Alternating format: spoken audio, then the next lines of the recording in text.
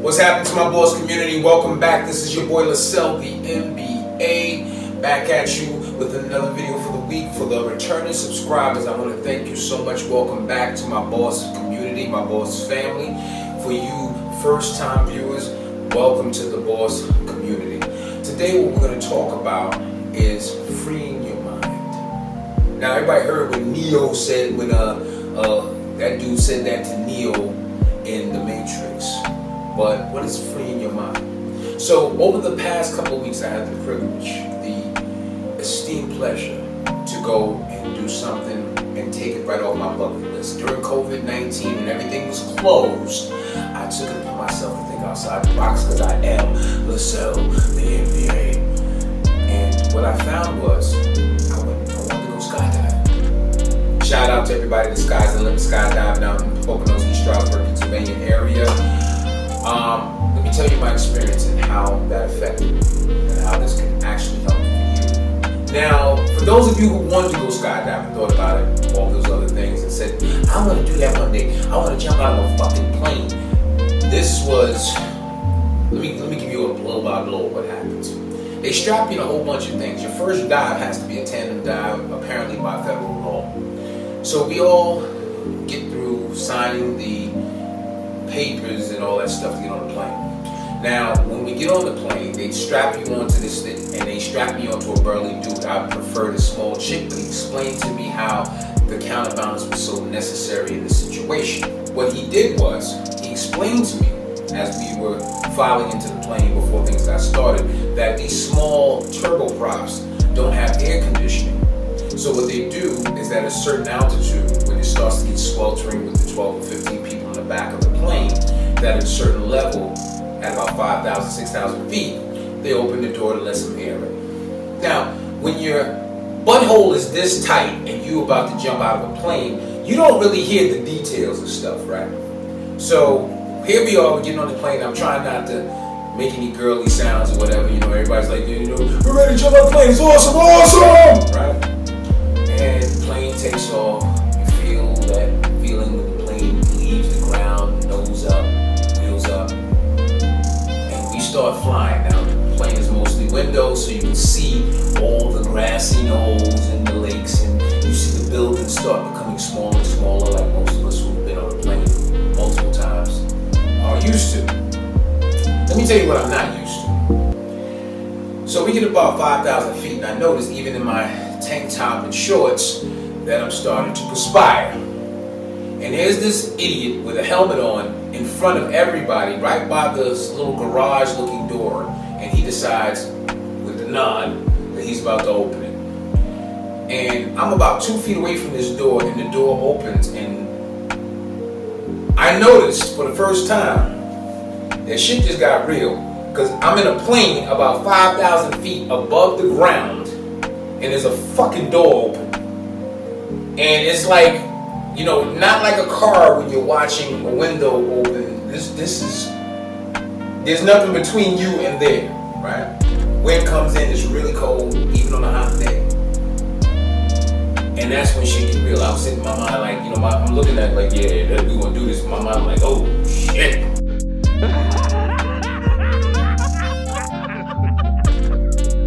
Little ass, what if this shit don't open? God damn. I kind of kept that shit to myself. So what had happened was, about 2 minutes later, when the cabin gets cold, they pull it up, and I'm like, damn, we ain't jumping out now. The motherfuckers taking this up a little bit more. Needless to say, we were told that we would be jumping at 14,500 feet. Yes, I did say 14,500 feet. At some point when that door went open again, you knew it was go time. Funny thing is, I was the third person online. This idiot, the same idiot who opened the garage door before, opened it again. And everybody's, you feel the energy. All right, we're going. And just like that, the dude who opened the door gives him a thumbs up, and he goes out like somebody threw a piece of paper out of the car on the highway. This idiot is literally going by like debris, okay? And that's when you think to yourself, is this a bad fucking idea? First person out was a white dude, and they get to shuffling. And next thing you know, and these dudes is like tumbling. I'm like, is that motherfucker tumbling out the damn plane? And he's falling my stomach fell out my ass just watching him fall out the plane. Next dude comes up, and it was a brother, and he was a big guy too, and he gets the flinging. It looked like he flung a sack of cement mix out the plane, and they just get the like, oh shit. And now this dude is like pushing me. I'm like, don't push me, don't push me, don't push me. He gets there, he's like, hold on. I'm like, oh shit. Next thing I know, and this dude was a real dick too. It wasn't no 1, 2, 3. It was just, we was there 1 minute, the next thing I know, you falling out. Now here's the thing that you notice when you jump out of a plane. It's a very unique experience, because if you ever slipped or you ever fell, your natural instinct is to reach out for some shit. Except when you jump out of a plane at 14,500 square feet above the earth. Ain't shit to hold on to. Ain't shit to grab onto. And we tumbled. And for the first 20 seconds, I just knew my ass was gonna go splat on some shit. This was the end of Lascel, the M.B.A. show. There would have been the rainbow lines. Please stand by. And I'm sitting there like making my peace with the universe, asking for forgiveness. That chick in Mexico, there might have been some people I didn't call back. My mama, I tell my mama I love her kind of situation. And then we tumbling, and I'm trying not to scream, sound like a bitch, but realistically you can't scream because the air's coming at you at 120 miles an hour when you come out the plane and climbing. So we're probably about 200 miles per hour right now. Your ears get clogged up like somebody's holding on to you, so you deaf, blind, and kind of stupid for a short period of time. And you're tumbling, you have no cognizance of shit. Then this dude brought us out the tumble, and now we're moving like a top, because now we're going straight down, but now we're spinning. So now my stomach is trying to get a grip on shit. We're tumbling, and I'm like, this is the dumbest shit you ever did. This white boy shit that you did. What the fuck was you thinking? That, you know, this ain't some shit. You from Brooklyn, you ain't got no business jumping out no fucking plane. But as he slowly got us in control, he slapped me on my back, which was a signal to put my arms out. And then we bounced out.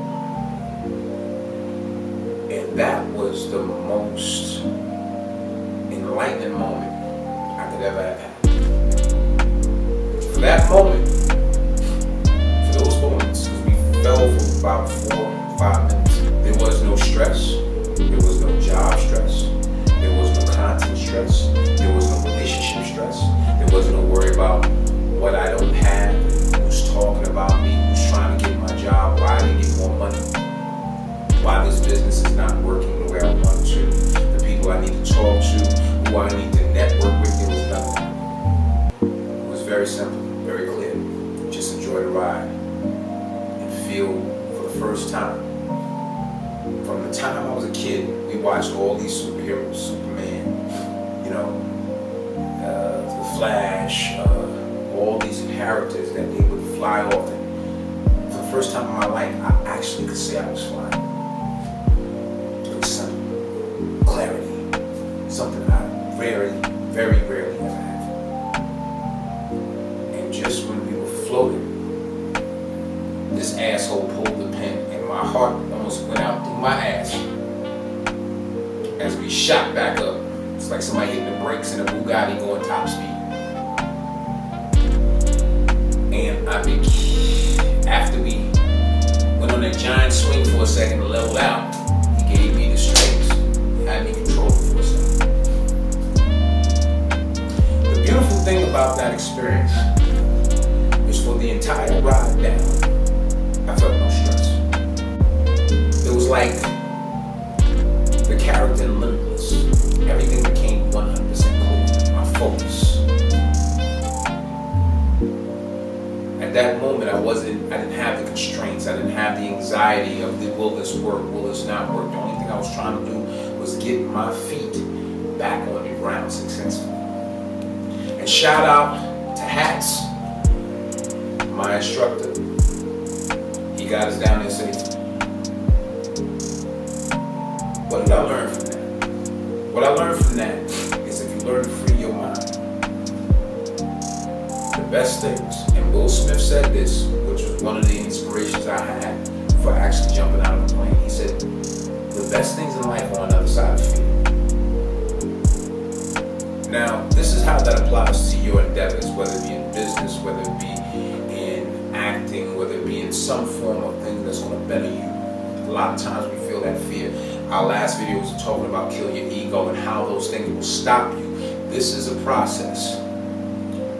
Understand that certain things, your fear, your ego, will stop you from being the best you that you can ever be. Had I been afraid, had I listened to people who really didn't understand what I understand about my life, I would have never gone up in that plane and jumped out. I would have never done it. And I would have never understood that no matter what I feel, when I sleep, there's clarity.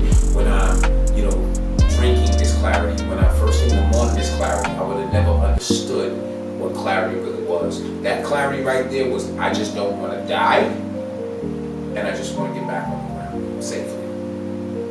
Real simple.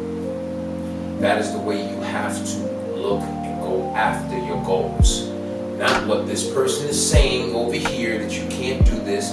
Not what this person is saying over here that's stupid. You have a great opportunity here. Get this money here. Not this person over here saying, listen, let your man take care of you. You don't need a job. You don't need to start a business. He makes good money.